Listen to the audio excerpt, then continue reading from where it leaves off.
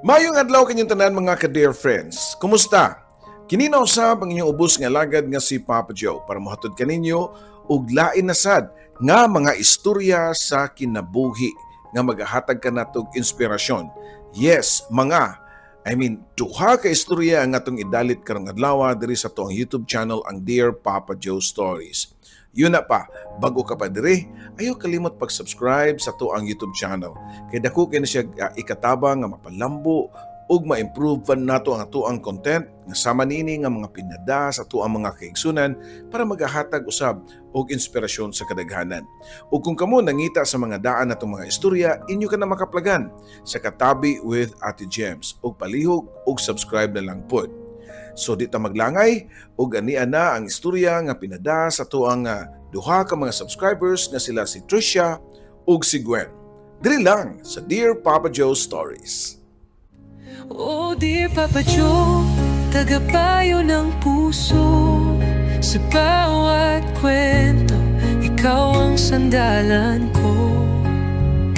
Sa pag-ibig, sa sakit, sa pangarap at saya, ikaw ang tinig ng bawat nag-iisa. May iniwang sugat, may bagong simula sa mga liham. Hinahanap ang pag-asa sa bawat... Dear Papa Joe, tawagan lang ko sa pangan nga Tricia. 41 anyos na ang edad. Sa bata pa ko, nangandoy ko nga maminyo og Amerikano para maluwas ang akong pamilya sa kalisod.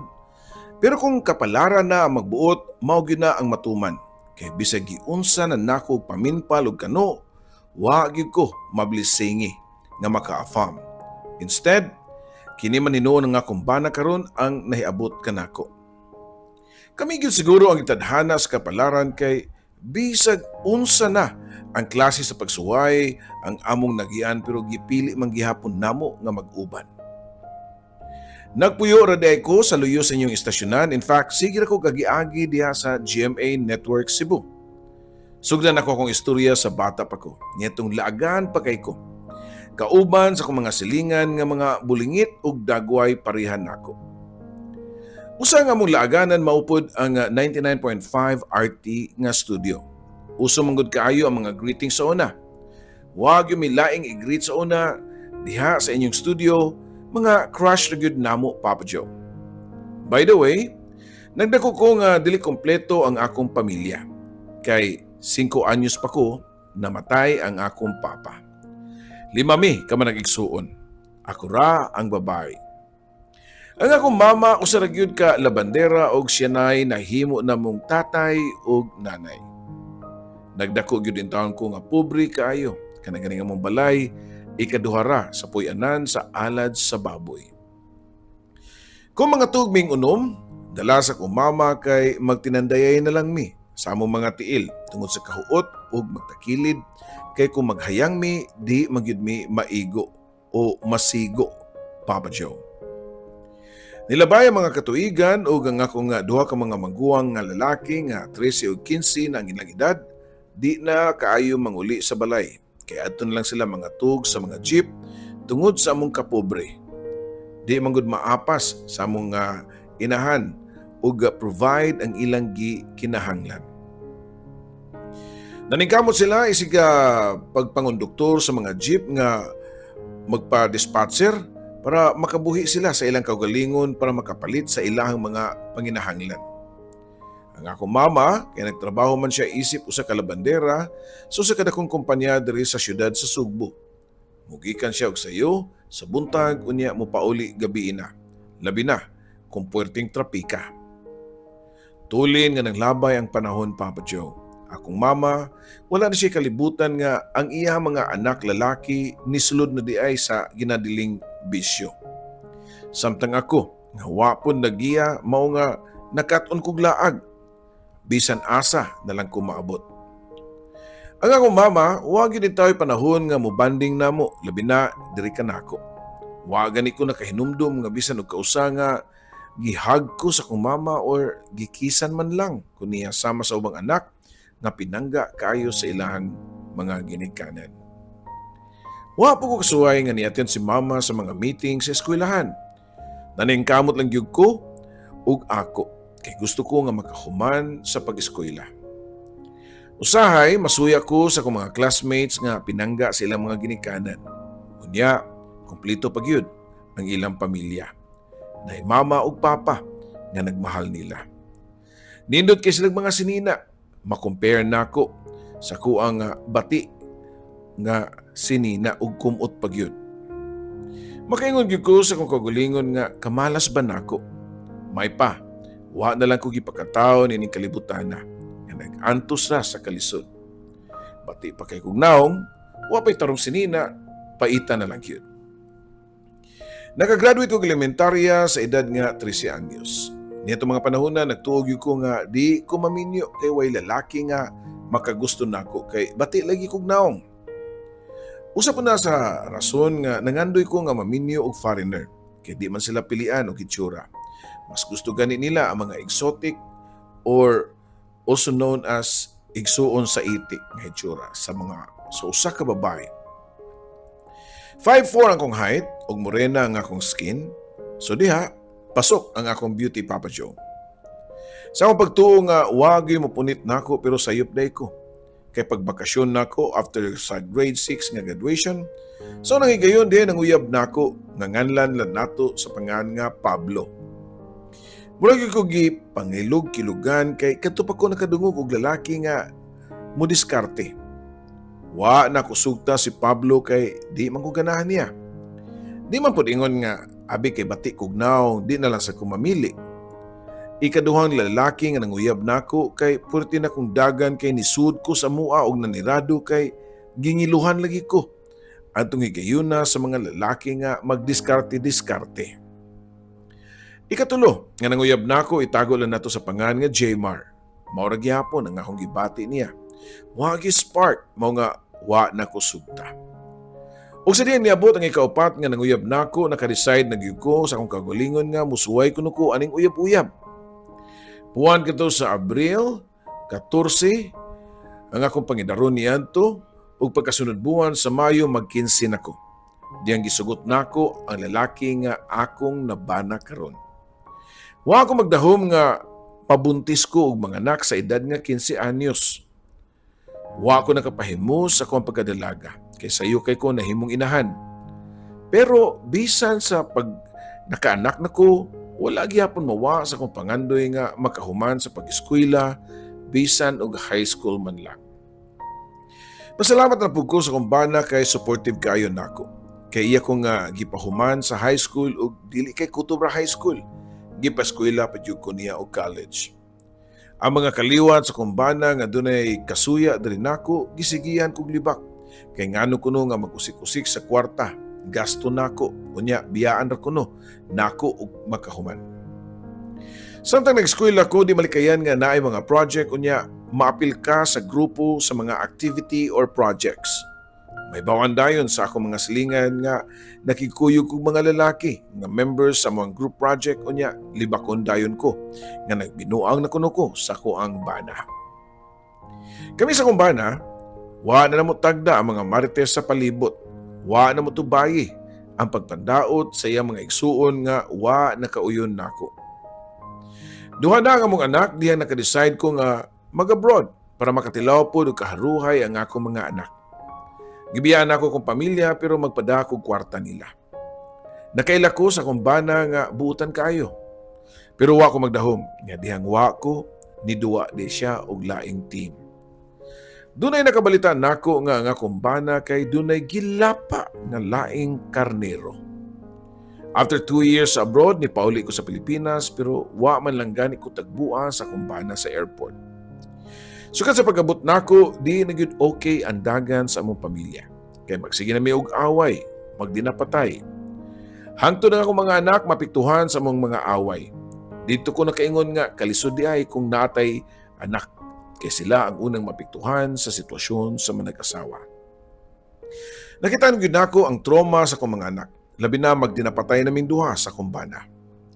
Wa na ko mobalik sa abroad, mao nga nanghita og trabaho ug tuod man nakatrabaho ko isip cashier dire lang gyapon sa Cebu City.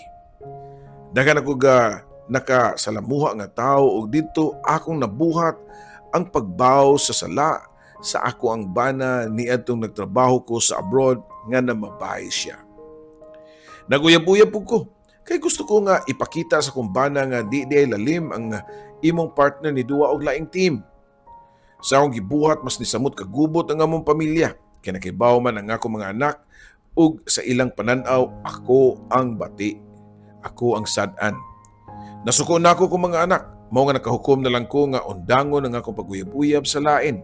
Kaya di ko gusto nga padayon nga mabungkag ang among pamilya, Papa Joe.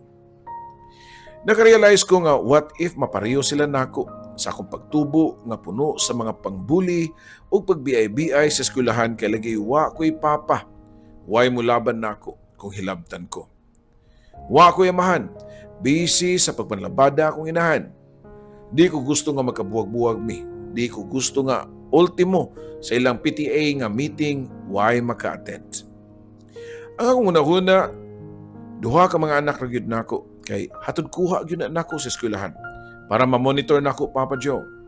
Di ko musugot nga dunay mangaway nila or dunay mukusi or mupasakit man lang nga laing tao kanila.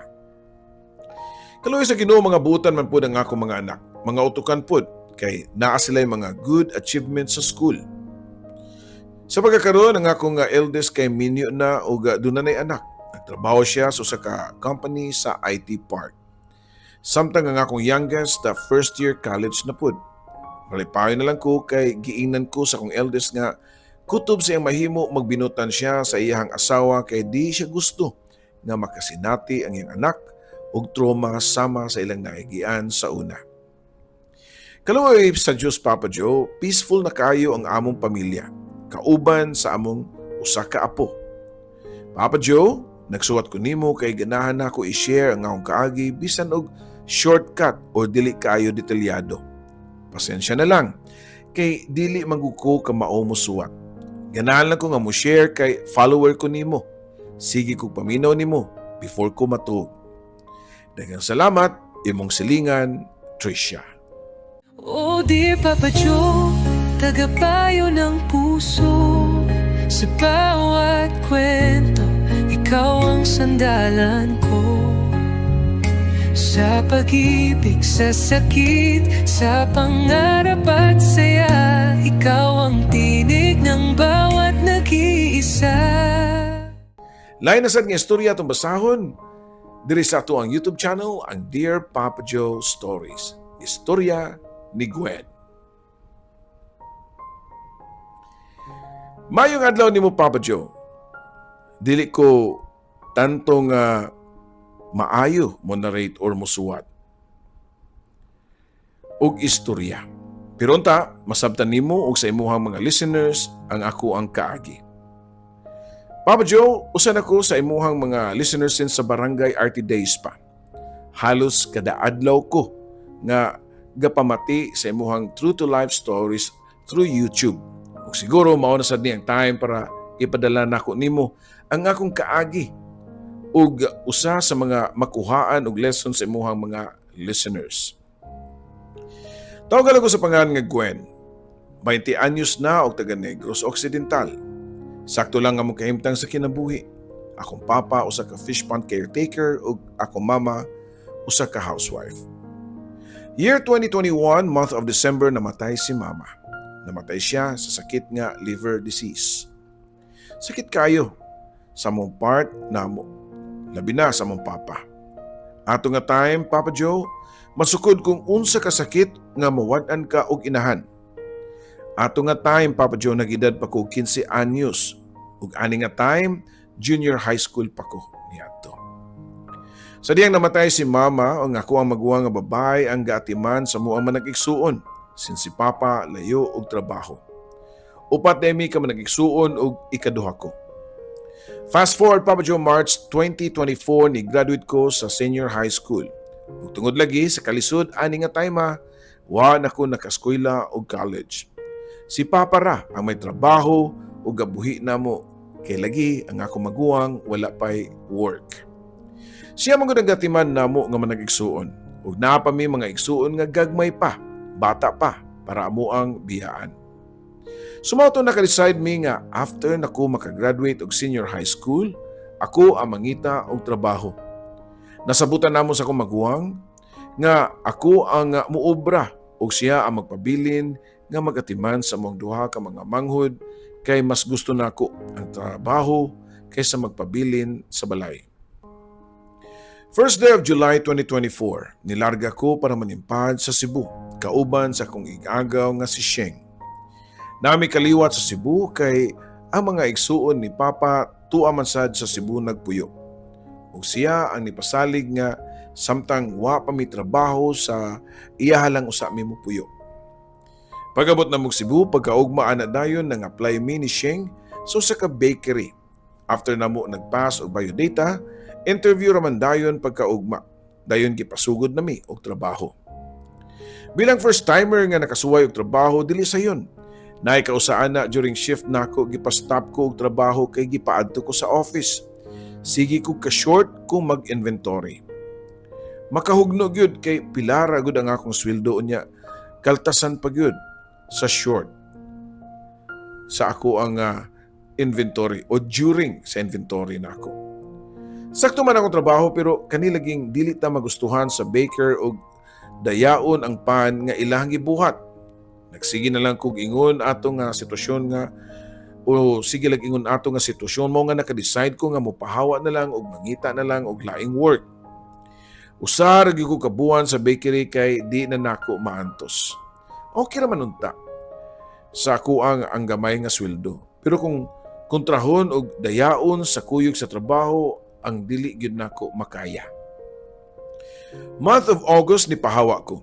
Pagka September ni uli ko sa Negros and after 1 week ni balik na sa Gudayon sa Cebu. Pagbalik nako, busy na sad ko sa sigig pasa og resume. Bisan asan lang ko mga-apply para makasud og trabaho. Ani di ay nga time, na nami boarding house sa ko ang kasin nga si Sheng. Ni pahawa nami sa puder sa mong iyaan kay lisod man gud kung mangipon ra. Mas maayo gyud nga namoy kaugalingon nga space. Nakasinabot masab mi ni Sheng mao nga nag-usa mi og boarding house ug nag-share mi sa bayranan, sa rent ug mga pagkaon namo. Balik sa pagpang-apply, Papa Joe. Nipasa jud ko og resume sa lain-lain nga mall diri sa Cebu. After 1 week, itawagan ko for an interview.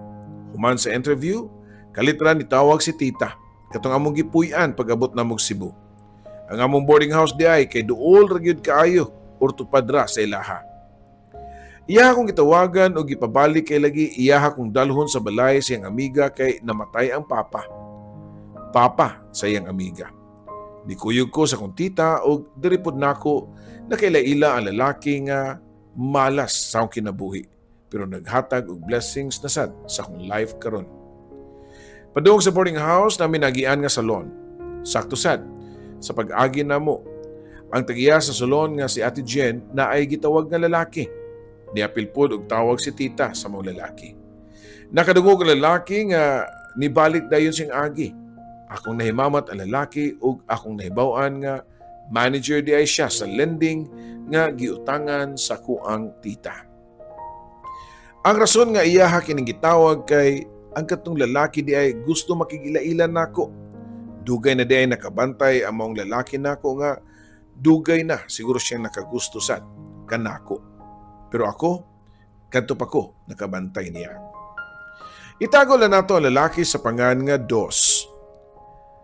Niyadtong naapa ko sa Negros, manggiwawon kay ko. Labi na sa mga lalaki, mao nga pag-ilaila ni Ate Jen og tita diri kanako kang Dos, nagsigir akong duko sa kong ulo. Unya diyang wa na ko makaantos sa kahawoy, sa kong liog, sa pagdinuko. Niingon ko nga, muadto na ko sa boarding house. Pero kalit nga gikuha ni Ate Jen ang akong cellphone, unya doon na siya gipislit-pislit. Wa lang po na ko tagda, kay gibalik naman po niya dayon nako. Wa ko'y idea nga giadi ay niya si Dos. Pagkagabi idea ni chat nako, lahi ang name sa profile pero nakahibaw ko nga si Dos. Sige siya pangumusta nako pero wa ko ni reply. Pero dihang consistent na kaayo ang pag-chat ni Dos nako, napugos kong reply niya mga after 3 days. Reply sa taon Gwyn, "Oy, di man ko mangunsa or basin na uwaw na sad ka. Ayaw gud uwaw-uwaw." Bisan unsa na lang iyang gipang-chat nako. Mao nga ni-reply ko niya og diha na nagsugod ang amuang long conversation, Papa Joe. Nalingaw kog chat-chat kang dos. Palabay sa panahon nga wa ko'y gibuhat, kay niya mga panahona naghulat pa kog tubag sa ko ang giaplayan nga trabaho. Di ko ganahan magikatubang kang dos kay mauwaw ko. Mao nga pagpanguyab niya, pinaagi na lang sa iyang pag-chat. Month of December, akong gisugot si Dos. Nagkauyab mi, pinaagi sa chat. Week after, naging kami, nadawat na sad ko sa mall nga akong gi-applyan. Sales lady ang akong trabaho. Nalipay ko. Kay para nako, dakuan ako sa akong sweldo. Sakto gyud nga makapadako sa akong pamilya sa Negros. Diyang nag-duty nako sa mall, magsigi og ana si Dos, maglabay-labay sa akong area. Wa na ko siya tagda kay mauwaw ko. Mahibawan sa akong mga kauban nga uyab nako siya. One time, ako na po siya nakitaan nga naglakaw-lakaw sa akong area. Sige pa yun siya og sunod nako, Papa Joe. Pagkaugmaan na, nag-check ang manager sa CCTV og nakita nila ang lalaki nga nagsigsunod nako. Gipaadto ko sa office kay istoryahon ko nuko about sa nakita nila nga gisunod-sunod ni Dos. Gipangutana ra masagon nila kung unsa nako si Dos. Mao nga nitugan na lang ko nga akong uyab. May gani kay nakasabot ra pud sila. Month of January 2025, niuli si Sheng sa Negros kay mupahuway usa siya sa trabaho. At that time, nag-inusara na lang ko sa boarding house. Niya itong mga higayon na medyo naka-adjust na ko kang Dos kay di na ko mauwaw niya. Naka-build na pud ko og trust niya kay ako naman siyang gipakatug sa akong boarding house.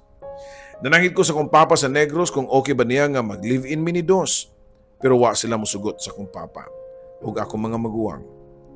Okay ra nila nga mag-uyab-uyab pero di usa mag-live-in. Si Dos kanay kaugalingong office sa iyang work kundi adto siya magtulganan.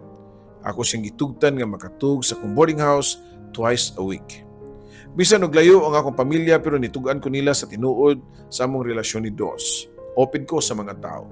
Ultimo sang trabahoan, niangkon ko sa among manager niya to nga nasakpan siya sa CCTV na sige sunod-sunod na ako. Pero si Dos, wa ko'y nailahan nga iyang family members. Kay wa siya gipailailan nako.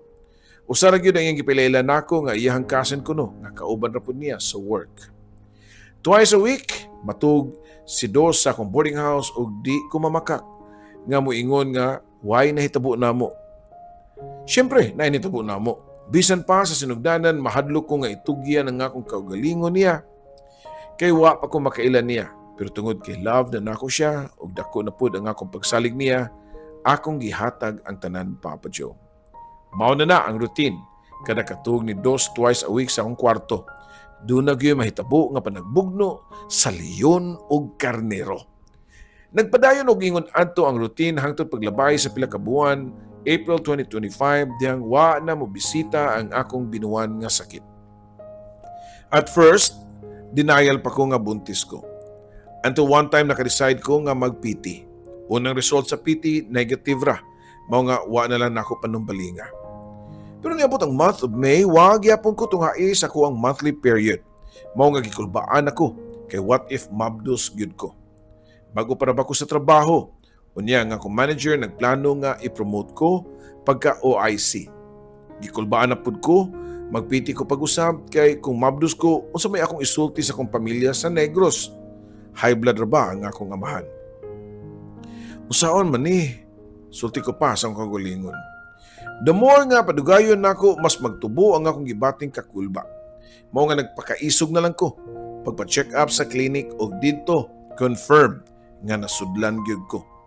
Buntis ko. Di man po siguro kay buong kay kada buhat na magmilagro ni Dos, wa may proteksyon.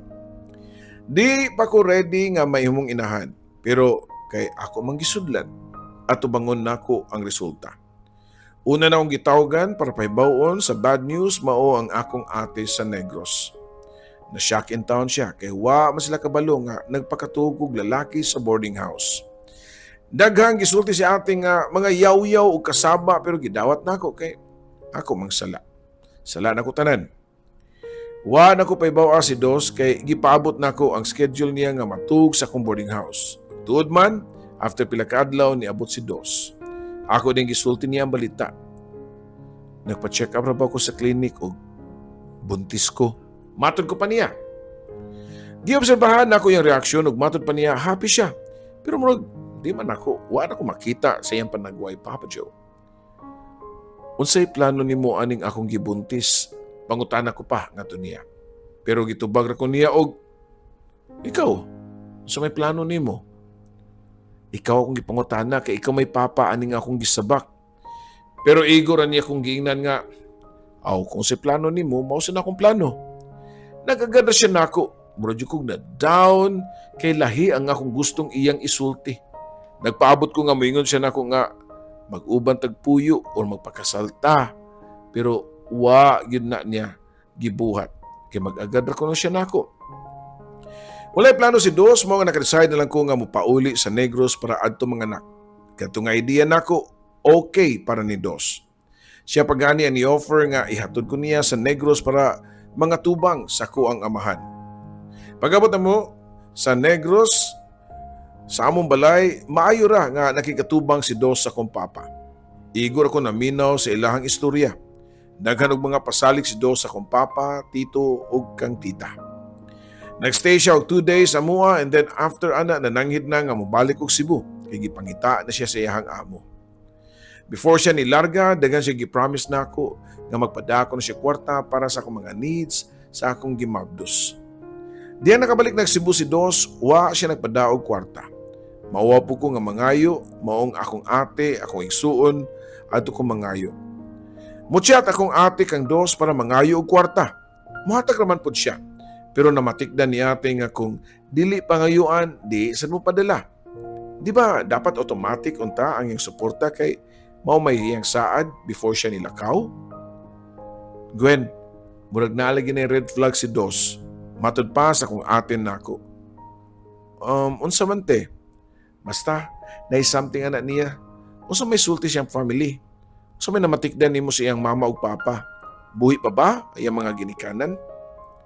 Ambot lang sa lagiti. Kaya wa ko gipailailan ni Dos sa iyang family. Tubag ko pa. Na-shock si ate sa kong tubag. Nga wa ko kabalo sa iyang mga ginikanan. Maong wa ko gipailan ni Dos sa iyang family. Kaya masuko ko no siya. O sila, kung mag-uyab-uyab siya, kaya nagpa-eskwela pa siya sa iyang mga manghod.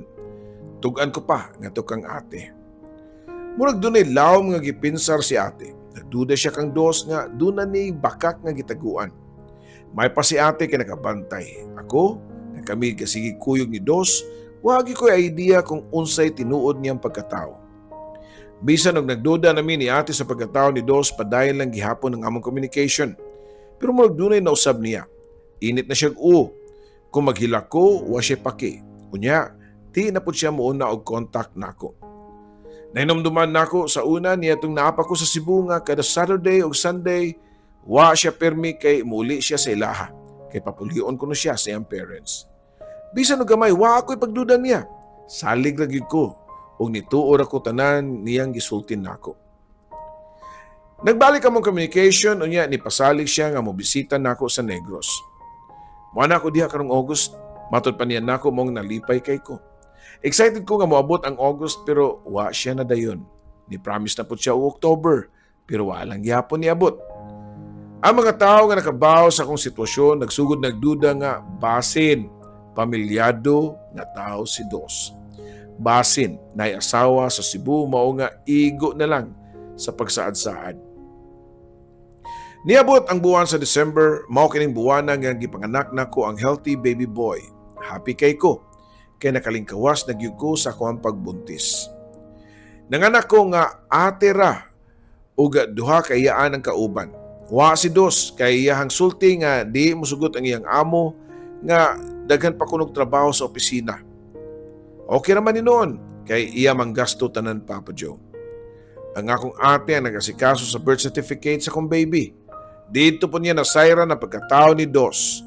Sa pag-asikaso sa temporary birth, kay need man og ID o birth certificate sa amahan, but since layo si Dos to sa Cebu, gipangayuan siya ni ate og picture sa iyang birth certificate ug ID. Ug tuod man, nag-send si Dos og picture sa birth and national ID niya. Papa Joe, lahi ang name sa birth ni Dos. Lahi ang real name ug ang iyang edad. Tanang info nga akong nabaw-an kay dili sakto. ang nakapasyak og taman namo. Kaya nakasuwat sa likod sa iyang national ID ang nakabutang sa status kay married. Wa na ni dayon og process si ate. Nibay siya sa ward room kung diin ko nakastay og iyang gisulti sa mua. At first nabalaka si ate nga isulti niya basin og mabughat ko kay bago para ba ko ng anak. Pero kinahanglan ko nga masayod sa pagkatao sa lalaki nga akong gisaligan sa tanan. Ang akong duha ka iyaan ang nisulti nako nga usa kada kong minyo si Dos. Daghan ang mga pasyente nga akong kauban sa ward pero wa na ko'y pakialam. Nihila kog taman. Purti na kong guula. Bisan o gamay, wa ko magunahuna nga nahimo na day kong kabit. Nawa nga akong kauwaw og dinangungoy ko og hilak. Gitawagan ni ate si Dos kay gusto siyang istoryahon sa kong tita. Gi-confront siya ni tita pero nirason si Dos nga buwag na daw sila sa iyang asawa ug na sila'y agreement sa barangay nga wa na sila'y hilabtanay sa sagusa. Ex naman to nako, layo na po siya kay tuwa man sa Canada, napoy laing pamilya, pangatarungan pa ni Dos. Unya, ang imong fake identity nga gisulti kang Gwen, o sa may explanation nimo ato, pangutana pa sa kong tita nga tukang Dos. Nito bagpon si Dos nga, connected raman ang Dos sa kong name, bisag unsa nila iyang palusot Papa Joe. So kanito nawada na gana sa tanan, na maski ang bata, di na kayo nako matiman. Magsigir ko og hilak, hangtod nga na-discharge ko, hangtod nakapauli sa balay. May na lang kay na akong ate, nga nagatiman sa kong baby kay sa akong pagpanganak, nitaas ang akong dugo. Na high blood ko, hangtod nakauli sa balay, mao nga kinahanglan nga mopahuway. Ang akong tita murag nadala sa bulatik ni Dos, pero ako wa na kumutuo sa taphaw niya nga explanation. Hasta si ate wasan mo tuo from the very start nagpakita nag-sign sa red flag si Dos. Kundiin, napamatud-an gud niya nga namakak siya sa iyang identity. Kung wa siya gikahadlukan nganong di man niya isulti ang tinuod, nganong kinahanglan pa nga mamakak og taman. Og bakak pagyud tanan ang iyang gisulti nga information nga iya man kong uyab og nagkaanak pa gani ni. January 2026, nga 1 month after sa pagpanganak, naghilak si ate nga nagsulti nako sa tinuod. Gwen, nako isulti nimo ba? Pero ako ning nahibaw-an after na-discharge ka sa ospital. Pero wa ko musulti nimo kay nabalaka ko nga musaka na sa imong dugo. Kuyaw ba ang high blood human sa pagpanganak? Nakuyawan ko sa gustong isulti ni ate nako, pero murag duna na ko'y idea. Si Dos, akong gi-search ang iyang name based sa nakasuwat siyang ID. Ug nakita nako nga minyo gud siya na siya asawa ug anak. Dili tinuod nga buwag sila og tos Canada oy. Bakak tanan gisulti niya tong lakiha Gwen. Dugay na din nakabaw si ate pero gitago lang niya. Gipalabay lang sa niya ang Christmas ug New Year. Nihila ko Papa Joe. Dili tungod kay nasakitan ko kay gugmaan ko ni Dos. Nihila ko kay naluoy ko sa akong baby.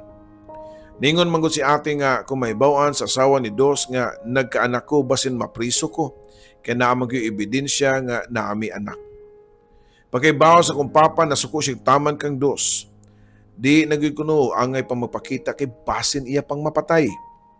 Ang nakaayo lang kay padayon gihapon pagpadala si Dos para sa among nga baby, sa mga kinahanglan sa among baby. Sa pagkakaroon 6 months na akong baby o nagdala sa akong apelyido, bali single mom ko o wife father nga nakasuwat sa iyang birth certificate. Dali ra ang panahon pero nadawat na nako ang tanan. Makamahay lang ang tanan na akong nagian kang Dos. Pero kini, nga kaagi makahatag og dakong leksyon para sa mga kababayan nga di mosalig dayon sa mga lalaki kay ulahin na ba ang pagmahay. Ni-focus na lang ko sa pagatiman sa akong baby, inubanan sa suporta sa akong pamilya. Labi na sa akong ate ug papa. Nakaibaw ko nga napakyas man tinuod ko, napandol ko, pero pwede pa man mutindog o mubalik pakigbisog. Dili pa uwahi ang tanan para nako. Daghang pa maagi nga malipay pinaagi sa akong anak ug pamilya. Daghang kayong salamat Papa Joe sa pagbasa nimo sa akong tampo, Gwen.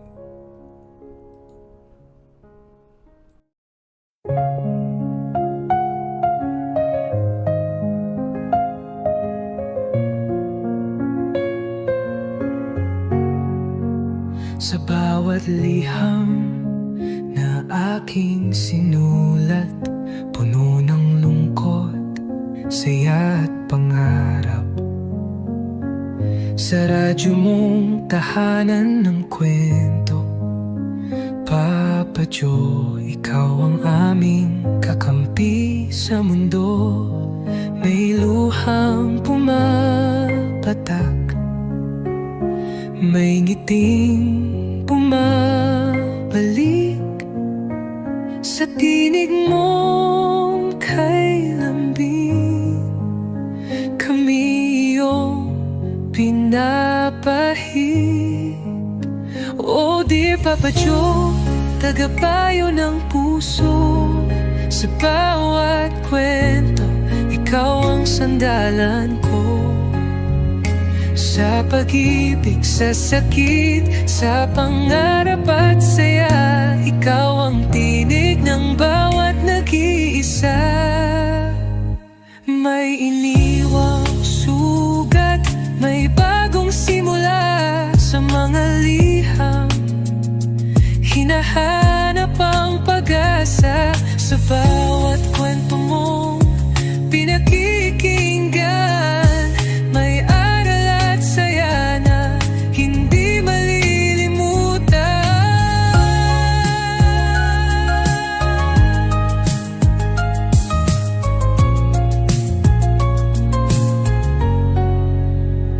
May iniwang sugat, may bagong simula sa mga liham. Hinahanap ang pag-asa sa bawat kwento mong pinakikinggan. May aral at saya na hindi malilimutan. May luhang pumapatak, may nginting bumabalik sa tinig mong kay lambing. Kami iyong pinapahid. Oh dear Papa Joe, tagapayo ng puso. Sa bawat kwento, ikaw ang sandalan ko. Sa pag-ibig, sa sakit, sa pangarap at saya, ikaw ang tinig ng bawat nag-iisa.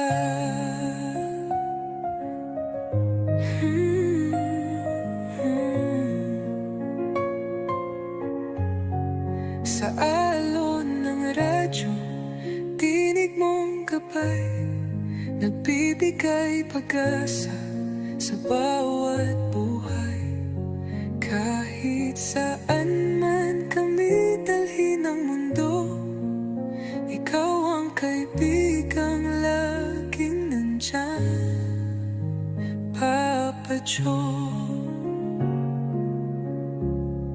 Oh dear Papa Joe, aming kaibigan, salamat sa kwento mong walang katapusan.